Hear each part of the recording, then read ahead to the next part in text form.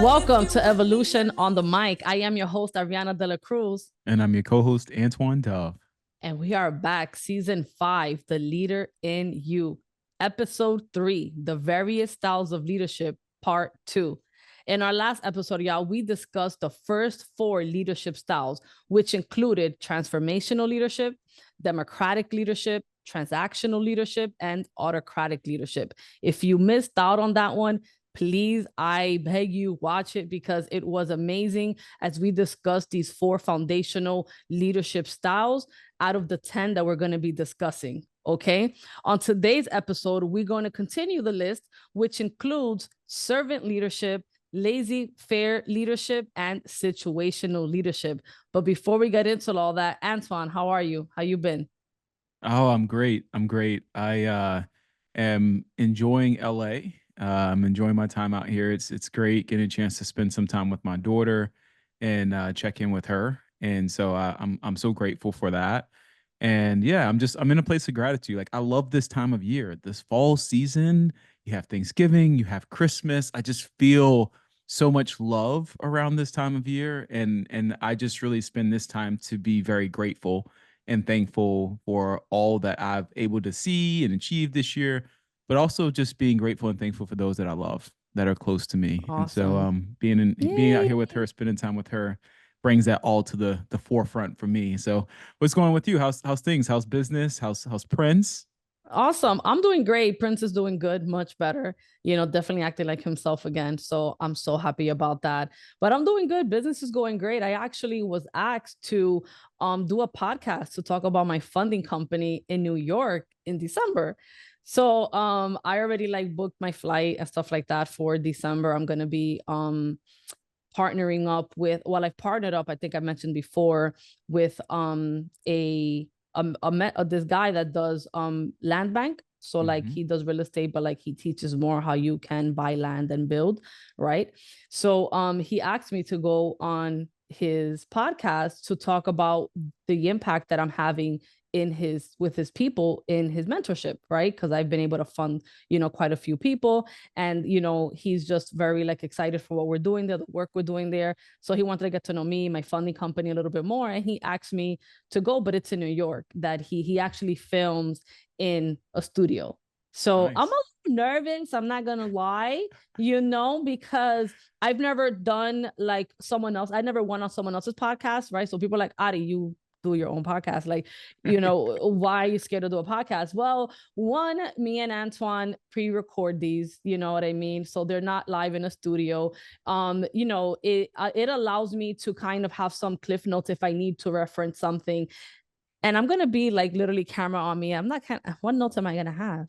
Like what am I gonna reference? Right. Even though I shouldn't, but just for my nerves, I usually like to have something, right, in case I get lost. Because so I'm just a little nervous about that aspect because it's my first time going into a situation like that. And talking about, my funding company, which, you know, I don't really do outside of these groups that I'm a part of, and inside these mentorships that I teach, right? Outside of that, I don't really talk about my business.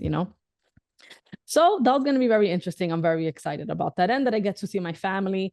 It's right around the holidays that I'm going, and it's my birthday and my mom's birthday, so I get to spend time with her as well.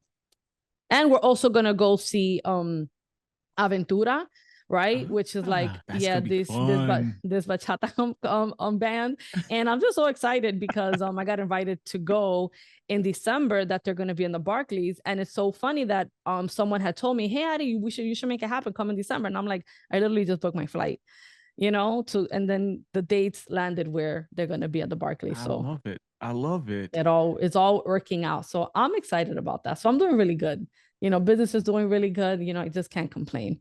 It's exciting. You're gonna crush that podcast. I'm not worried about you.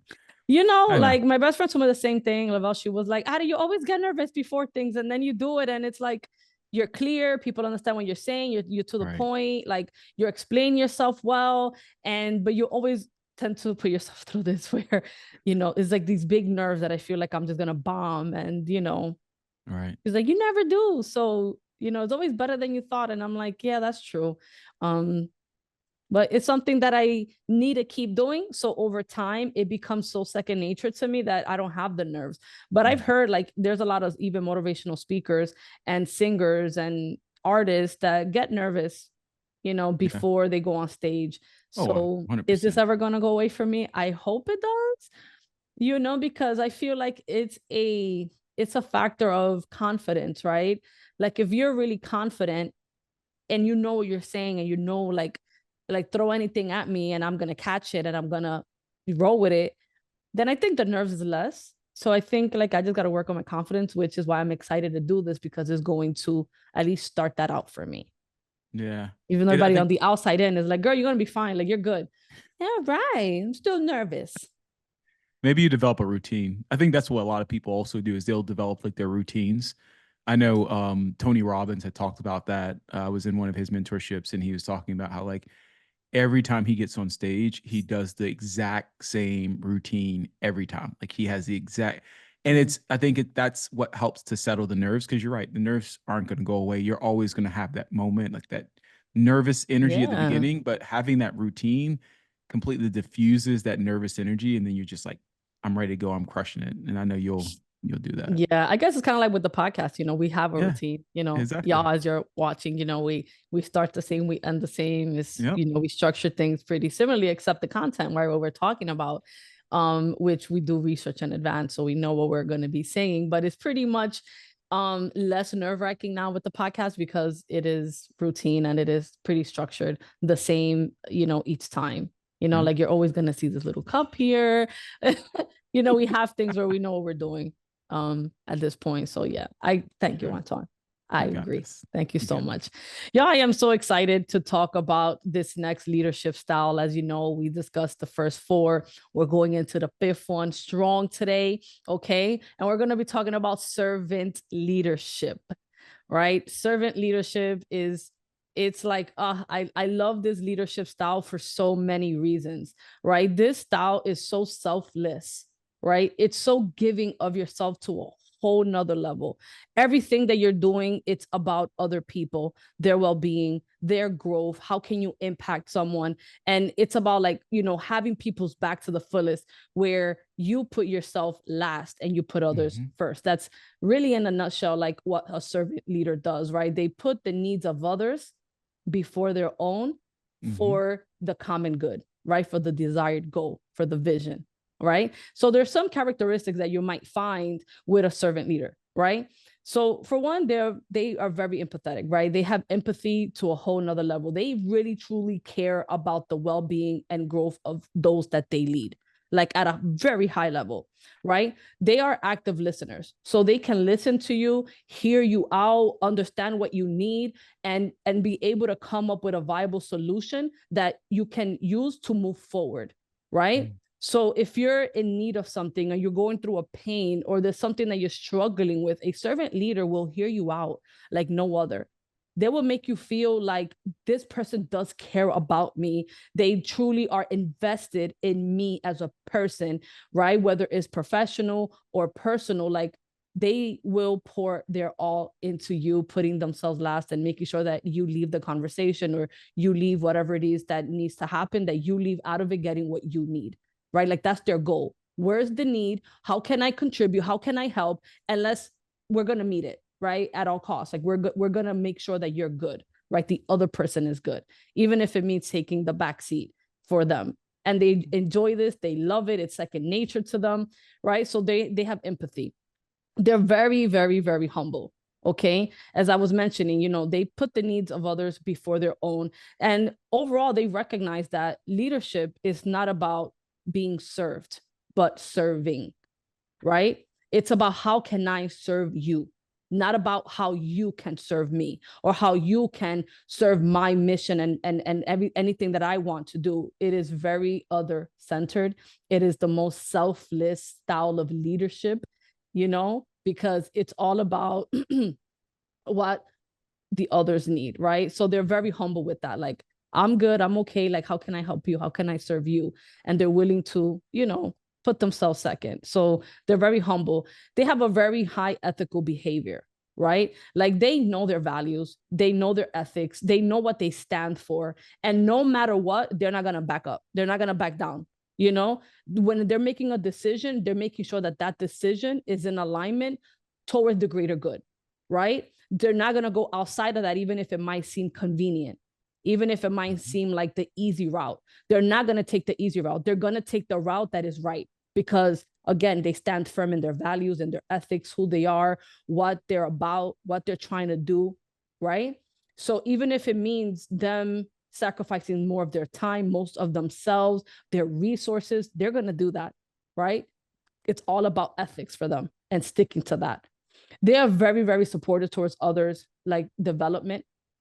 They want to be there for other people. And they do that by providing resources, right? Opportunities for growth, right? They providing some mentorship, right? They do this at a very high level, like supporting the growth of others in any way that they can, right? Whether it's, let me figure this out for you, like let me Google something for you, like what is it that you need, like let me get resourceful for you. Like they're gonna help in any way possible to be supportive towards the goal, right?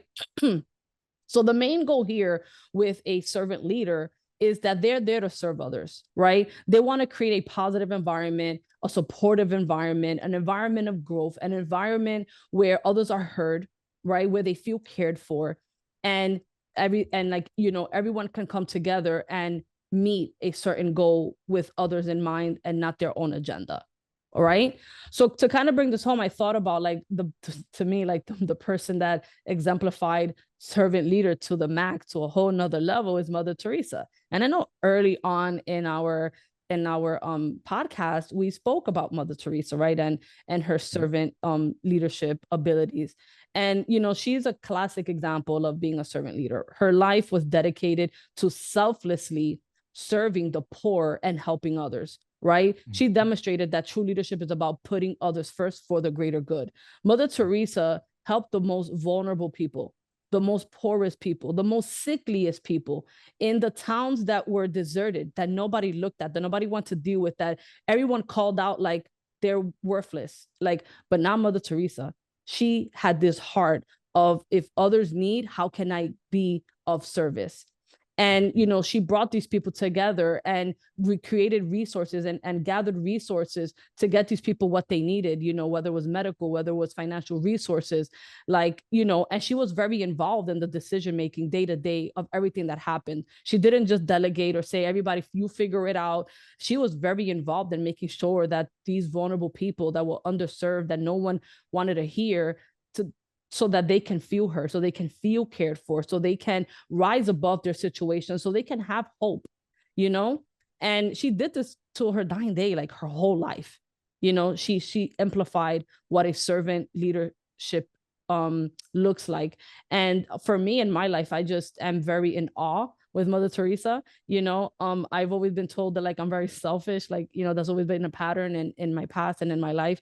And I always was like, how Mother Teresa did it, like how, again, this is not a leadership style that has come naturally to me. Right. For me, the more I have opened up myself to God, the more I have opened up myself to serve him and what he wants of me, the more I have been able to think of others and put others first and put the mission before myself.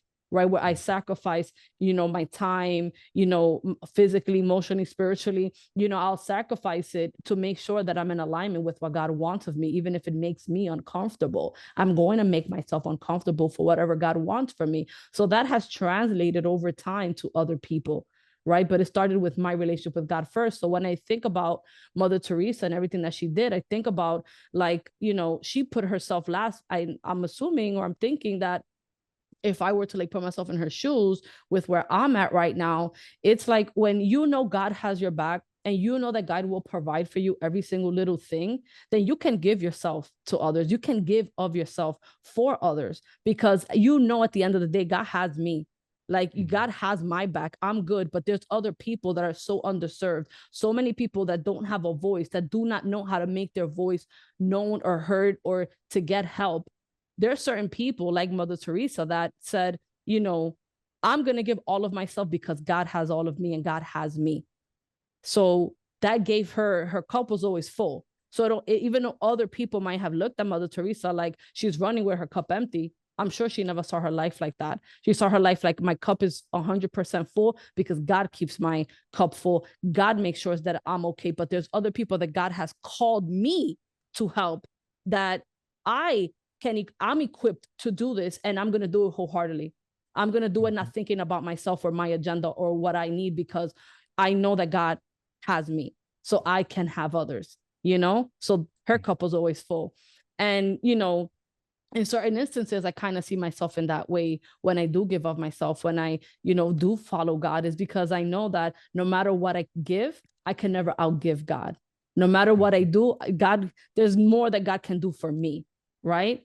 So I know, me knowing that I'm always going to be good, I'm always going to be cared for, provided for, I'm going to be safe. It doesn't matter how other people might view me, like, oh, you're spending time with this person, or you're trying to help that person out, like, they're a lost case, like, don't waste your time.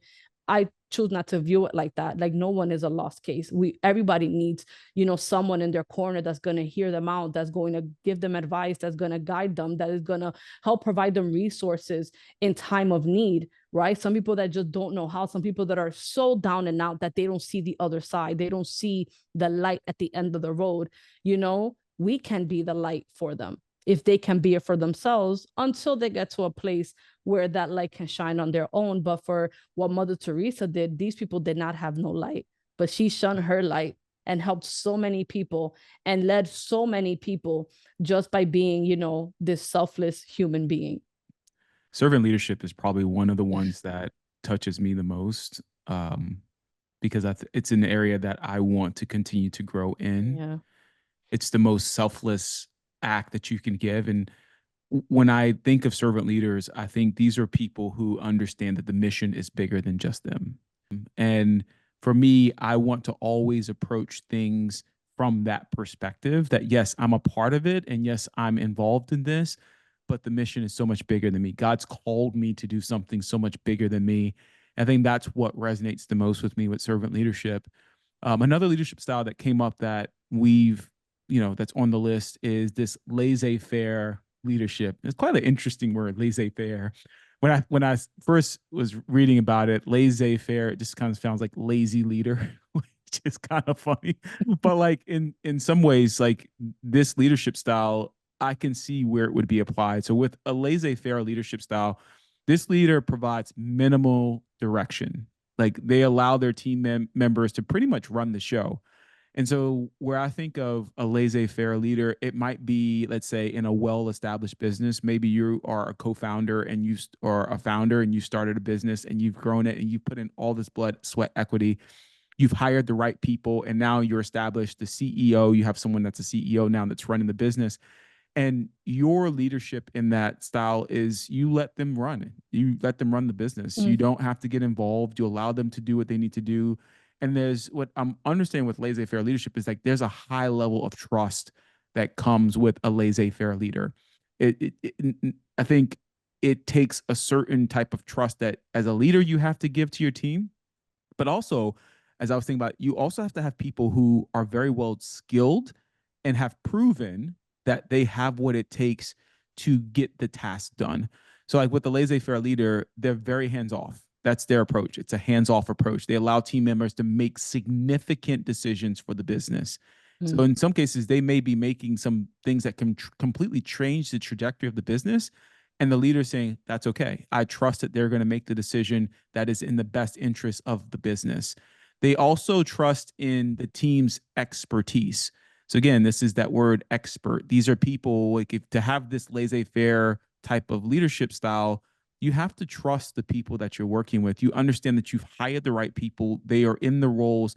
They are the best of the best in their field and they can do what it needs to do. You don't need to give them a lot of encouragement. They are very self-directed, self-driven people, and they've already proven that. I think with laissez-faire that as I was reading it, as I was doing research on it, I think the thing that sticks out to me is like you have to know that you have the right person in the right role to be a great laissez-faire leader in general. Like it's not everyone can approach something from a laissez-faire leader if the person is not they're not an expert in what they're doing or they're not in a position or a place in which they understand what they're doing. They're still going through a training phase. You can't take your hands off.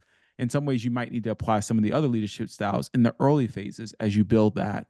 And then the last kind of characteristic that tends to come up for laissez-faire leaders is that they're very flexible on structure.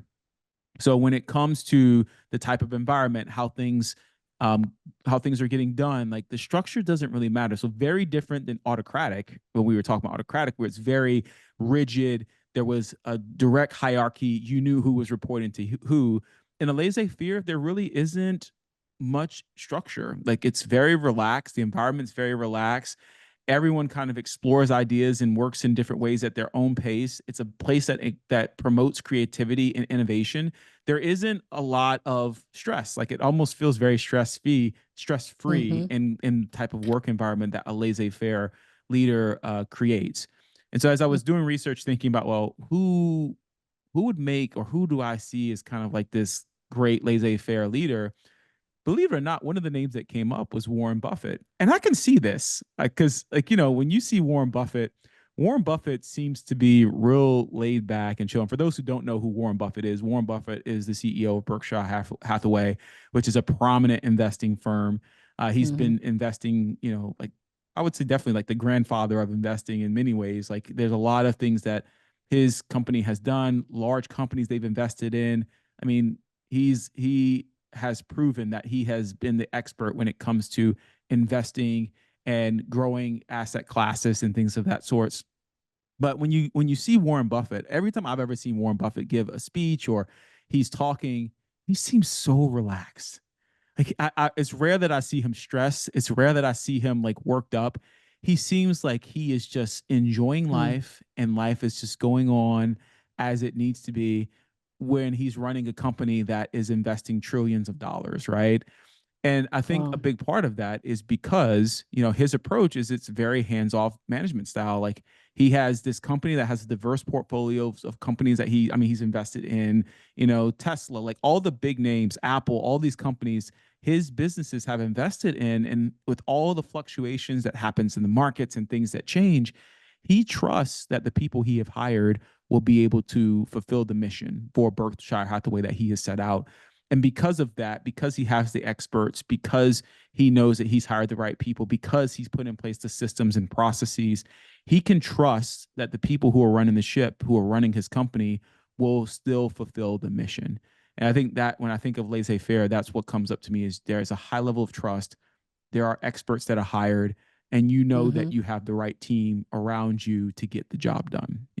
Have you met any laissez-faire leaders in your life, Ari? Yeah, no, I have. It's funny that you asked because I was getting ready to like, jump in and say, "Oh my God, this reminds me so much of my previous boss, Harlan Miller, when I Yeah. worked with him. He has this approach, right? He does not micromanage. He does not, he's very hands off. Like, he trusts in the people that work for him, like he has an ability to just kind of be more laid back, more like you can make decisions, like you can contribute to what we're doing here. Like, and he did that a lot with me. I cannot say he does that with every single in person that he hires because everybody starts in a different level. But I can tell you, even when I started, he definitely like, had this approach where it was like he felt like I knew more than I let on. Right. He allowed me to lead from really day one, and he allowed me to make decisions and do things outside of what he hired me for.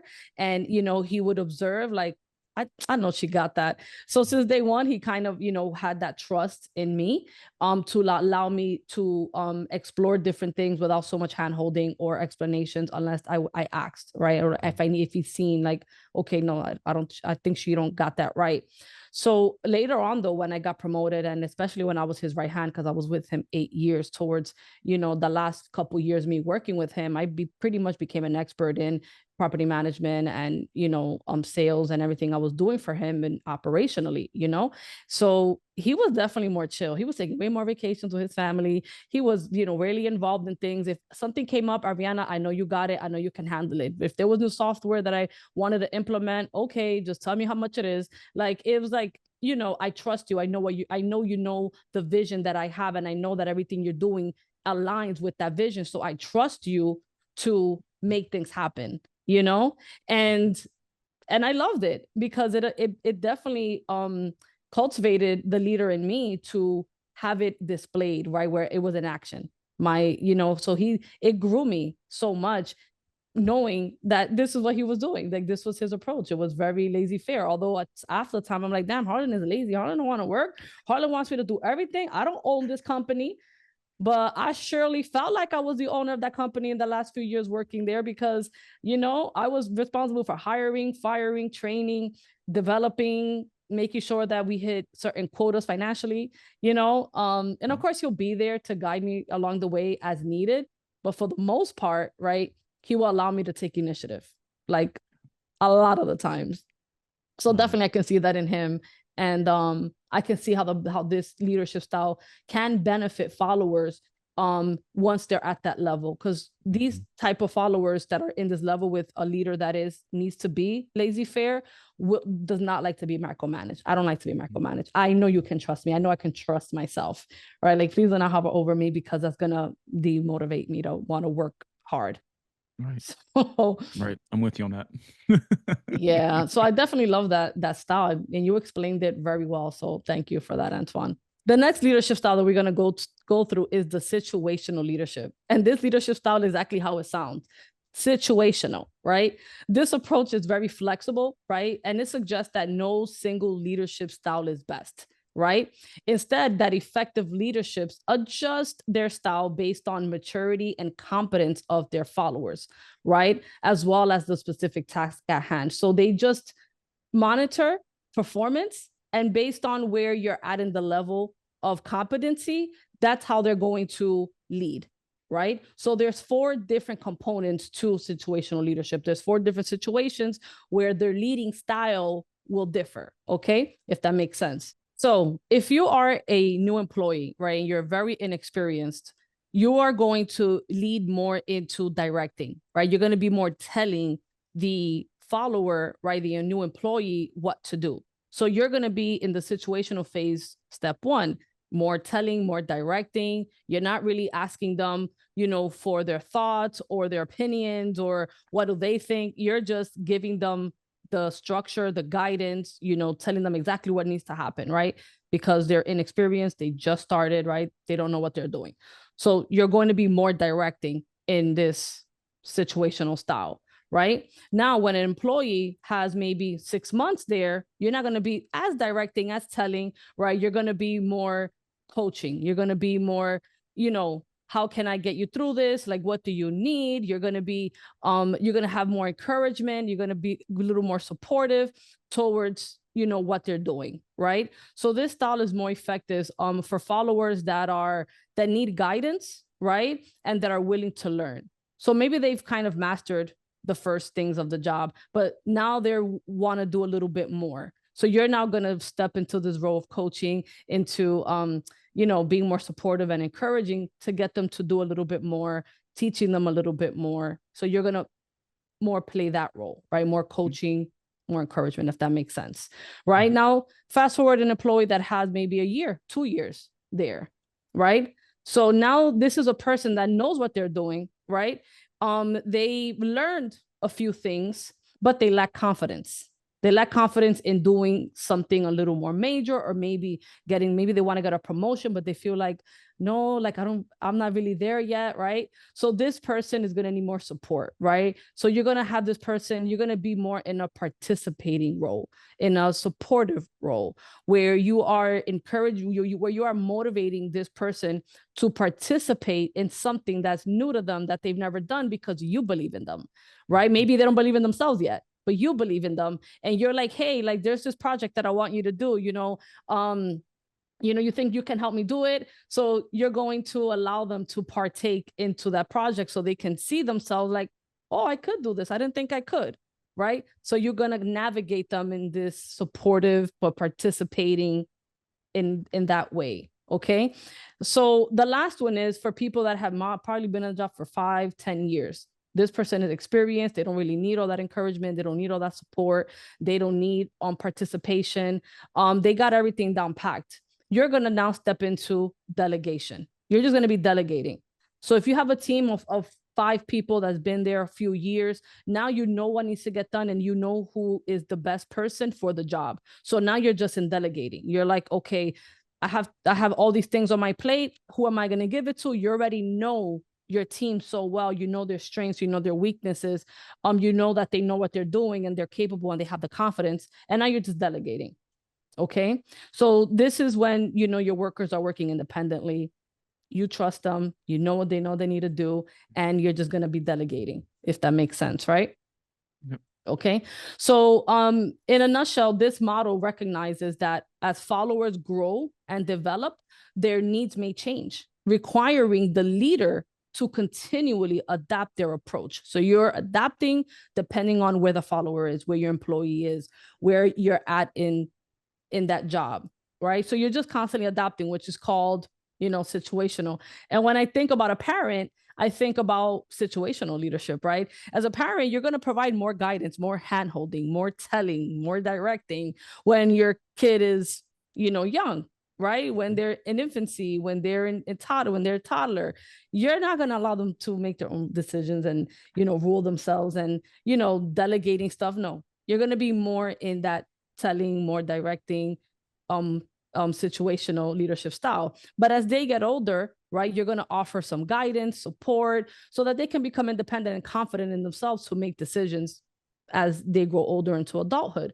So your approach to leading your child is going to change depending where they're at in the stage of their lives, right? You're going to be way more hands-on in the beginning, in their early stages. But then after a while, you realize, you know, I have to back off and I can trust them and, you know, I can show them that they're capable. You're going to give them all of that until it gets to a place where they grow up and, you know, they've taken everything you've taught them and applying it to real life. And, you know, you have an amazing, you know, little human. So that's kind of like what comes to me. So situational leadership, you know, is one of those leaderships that, you know, requires some flexibility in you to recognize where that person is at and how you can help them accordingly to where they're at.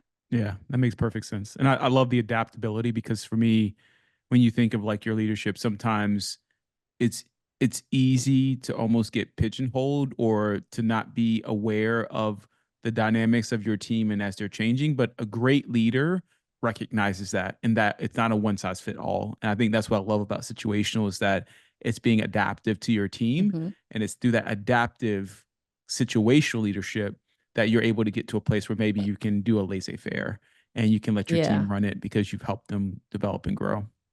Yeah. So I definitely like, you know, I like that one. It's pretty straightforward, you Yeah. know, but it's easier said than done. All right. Because it's about recognizing when you got to shift gears with Mhm. your followers. Right. There comes a time where you have to recognize because they might not recognize that it's time to go into delegation. You know, they might want to stay in a, you know, in another role like in fear or not believing in themselves and not having the confidence, but it's up to you to say, no, you got this, you know?